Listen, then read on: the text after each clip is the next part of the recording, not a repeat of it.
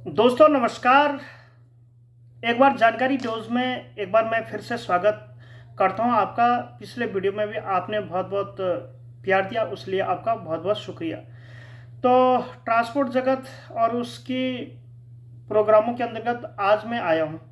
16 फरवरी 2021 को भारत सरकार के परिवहन मंत्रालय में फास्टैग अनिवार्य कर दिया गया था। आपकी गाड़ी चाहे प्राइवेट हो या कॉमर्शियल हो या सेमी कॉमर्शियल हो या कोई सी भी कैटेगरी की हो, टू व्हीलर और थ्री व्हीलर और साइकिल और उसको क्या बोलते हैं, उसको ट्रैक्टर को छोड़ के और काफ़ी मंत्री और विविध कैटेगरी को छोड़ के व्यावसायिक और पर्सनल कारें और हैवी मशीनरियों के लिए भारत सरकार ने ये योजना शुरू करी। भारत सरकारें सड़कें बनाती हैं और एक टोल कलेक्शन होता है। टोल पे पहले पर्चियां काटी जाती थी और पर्चियों के माध्यम से टोल का कलेक्शन किया जाता था। लेकिन 16 फरवरी 2021 को भारत सरकार ने नई व्यवस्थाएं चालू करी। तो नई व्यवस्थाएं चालू करने के बाद फास्टैग का उदय हुआ। अब क्या होता है फास्टैग और क्या होते हैं इसके फायदे, आज इस सीरीज में मैं आपको बताने वाला हूं। फास्टैग कुछ ऐसा दिखता है ये। तो इससे जैसे ये दिख पा रहा है NHAI।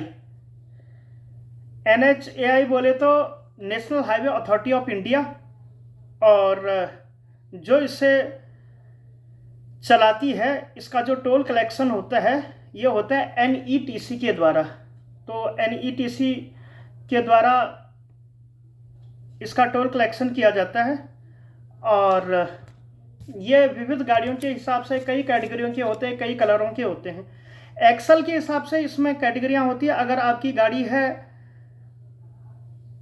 4 चक्कों वाली और 2 एक्सल की गाड़ी है तो आपको मिलेगा ये,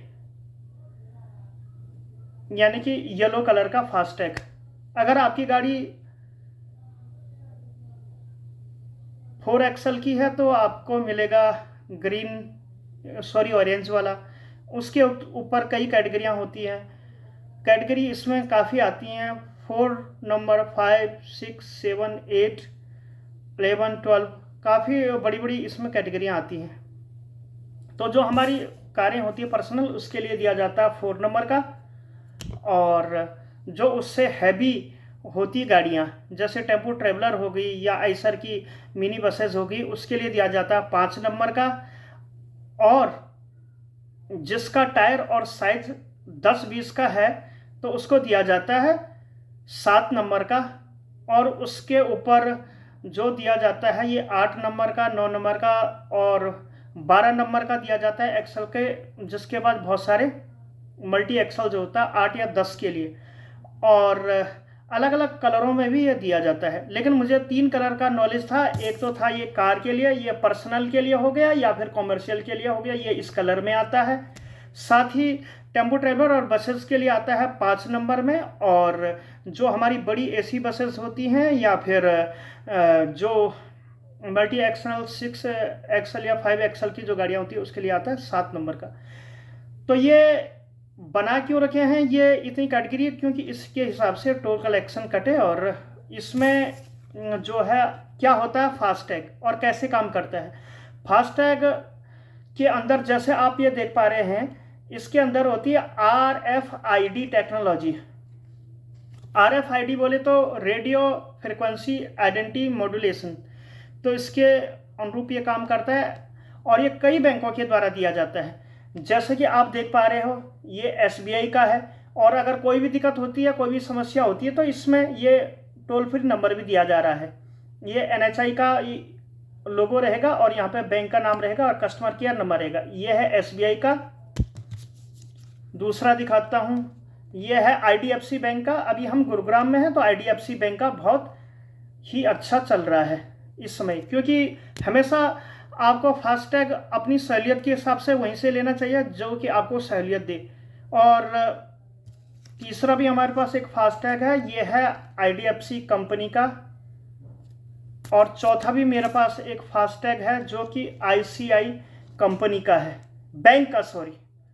तो इनमें बैंकों का भी लोगो बना रहता है और इधर NHI का लोगो बना रहता है, और NPCI इसको प्रमोट करती है, जिसका सीधा सीधा मतलब है national payment corporation of India. NPCI के माध्यम से ये होता है और इसे कहते हैं फास्टैग। अब इसका क्या यूज है? जो गाड़ी का जो विंडशील्ड होता है तो उस पर ये ऐसे निकाल के ऐसे उसको चिपकाया जाता है। अब इसके क्या फायदे हैं और क्या नुकसान है, आइए जानते हैं। फास्टैग, जैसे कि आप किसी टोल प्लाजा पे गए तो पहले तो क्या होता था कि पर्ची कटती थी, काफ़ी टाइम बर्बाद हो जाता था, आगे वाला गाड़ी वाला निकलेगा, फिर आपका नंबर आ जाता था, पीछे फिर भोंपों की तरह हॉर्न बजा रहे हैं, प्रदूषण हो रहा है। तो सबसे पहले तो है इसमें समय की बचत। दूसरा, आपको अगर फास्टैग नहीं लगा हुआ है तो आपको टोल पे डबल चार्ज अप्लीकेबल होता है, तो इसलिए भी ये बचाव करता है। तीसरा फायदा इसका ये है कि आपकी लोकेशन को ये ट्रैक करता है। कई मामलों में आपने ट्रांसपोर्ट की वीडियो देखी होंगी, तो उसमें होता यह है कि जैसा अगर कोई आपकी गाड़ी चुरा के भाग गया तो आपके मोबाइल पे अगर इसमें बैलेंस होता है तो वो दर्द से मैसेज उसमें आ जाएगा कि भाई आपकी फलानी गाड़ी नंबर फलाने टोल से से टोल कटा है, और आप उसे तुरंत, अगर वो चोरी हो जाती है तो पुलिस में रिपोर्ट कर सकते हैं और तुरंत ही जो है उसमें लीगल एक्शन उसमें हो सकता है।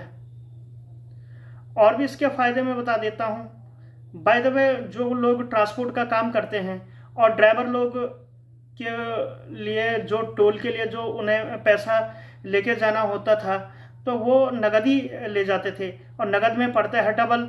और मालिक अब इसमें क्या करेंगे कि इसमें फास्टैग में या कोई सा भी वो फास्टैग है उनमें डालेंगे पैसे।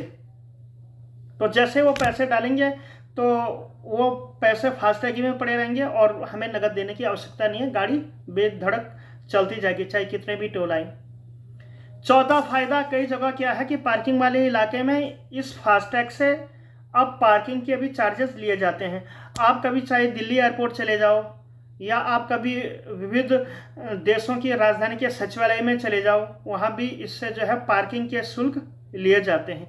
जहाँ इतनी ढेर सारे इसके फायदे हैं, टोलों पे गाड़ियाँ रुकती हैं, उनके प्रदूषण होता है, समय की बचत होती है, धन की बचत होती है, लूटपाट कम होती है, तो कभी कभी इसके नुकसान भी हमें उठाने पड़ते हैं। ये तो मैंने इसके फायदे गिना दिया, और अब चलते हैं इसके नुकसान की ओर।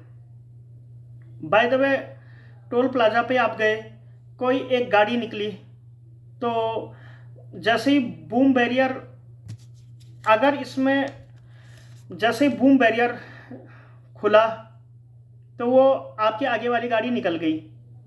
अब आई जी आपकी बारी। इसमें टोल के हिसाब से पैसा नहीं है। एक उदाहरण मैं देके बता देता हूँ। बाय द वे, ये है मेरे पास कार का।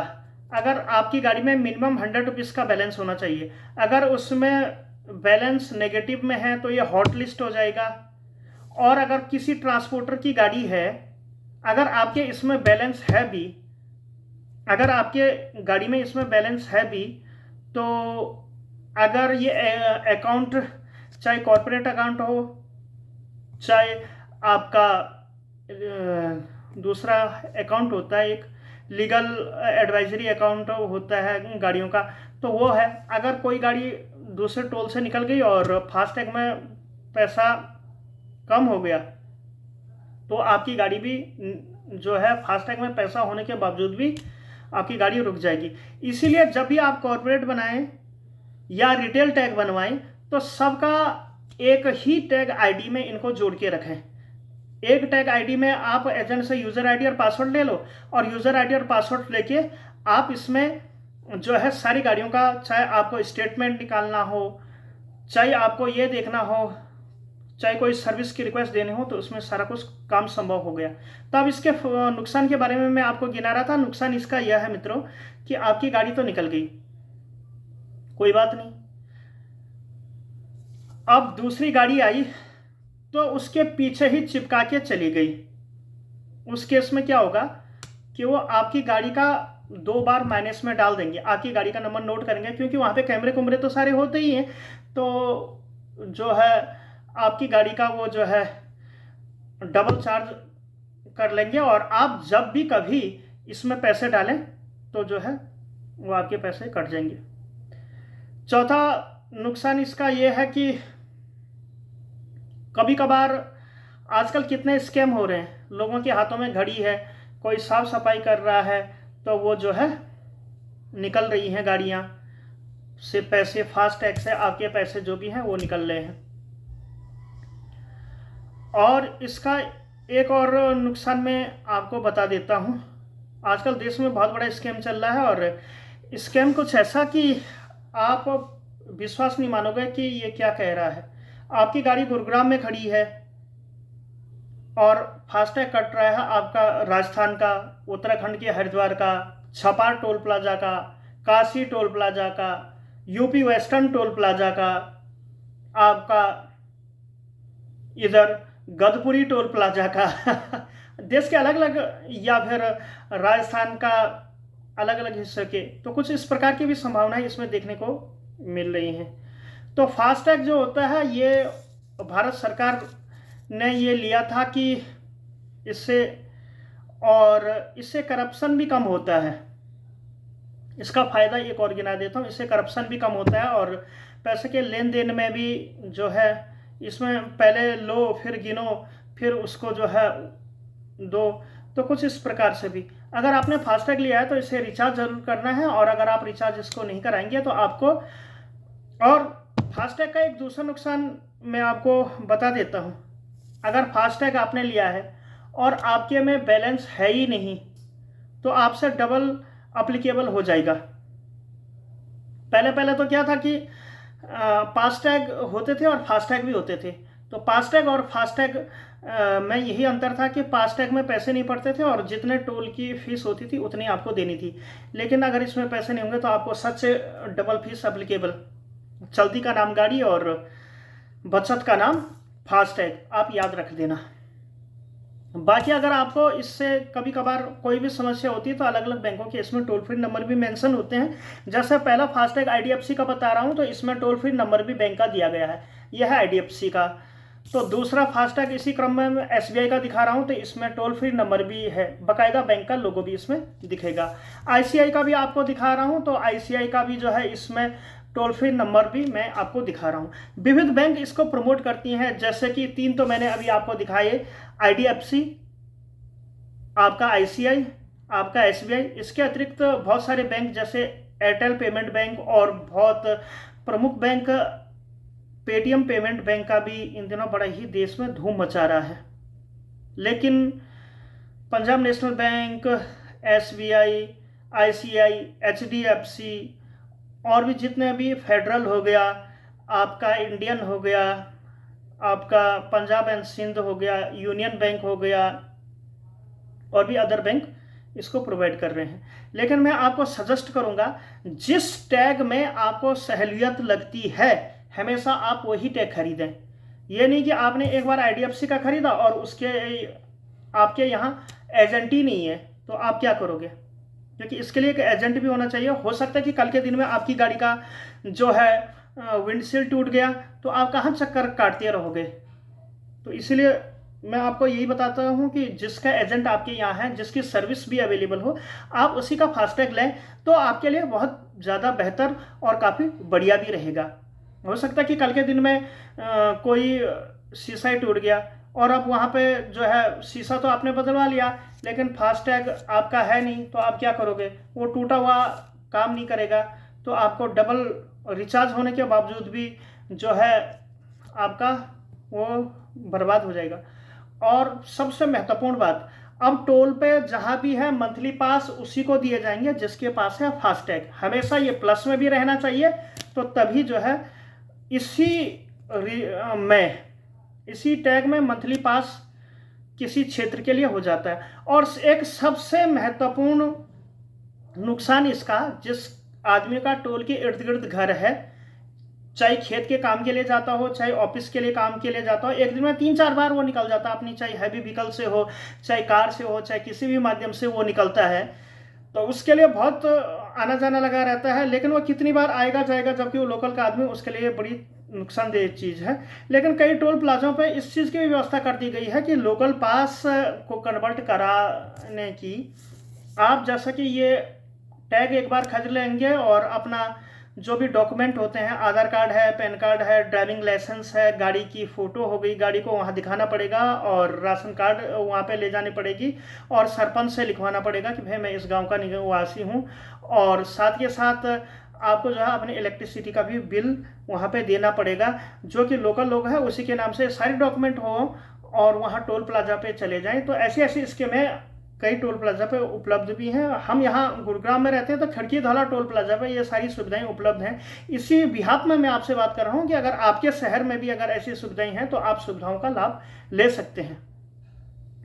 तो आई होप कि फास्टैग संबंधी जानकारियाँ आप लोगों को साझा की जाएगी, जो कि मेरे द्वारा कर दी गई।